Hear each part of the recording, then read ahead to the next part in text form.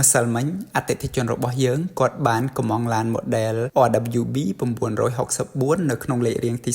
38ដែលជា Special Gift Box Edition ហើយសូមអរគុណគាត់ខ្លាំងមែនទែនឥឡូវក្រុមការងារយើងបានមក refill stock នៅលេខរៀងទី38ហ្នឹងដោយជំនួសដីឡាន Nissan Skyline R34 Chameleon Edition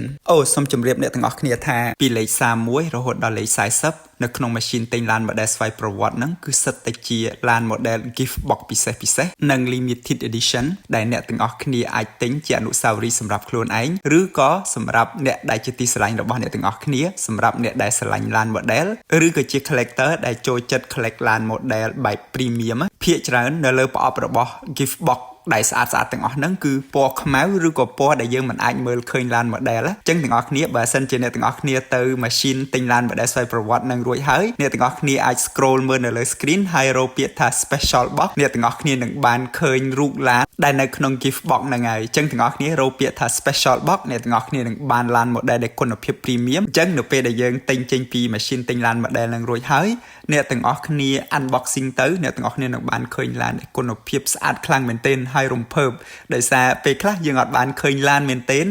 ជាក់ស្ដែងនៅក្នុងប្រអប់នឹងទេលុះត្រាតែយើងបើកមើលបានឃើញថាវាពិសេសខ្លាំងប៉ុណ្ណាហ្នឹងហើយគឺជាចំណុចពិសេសដែលអ្នកទាំងអស់គ្នាទិញឡាន model គុណភាព premium នៅក្នុង machine ទិញឡាន model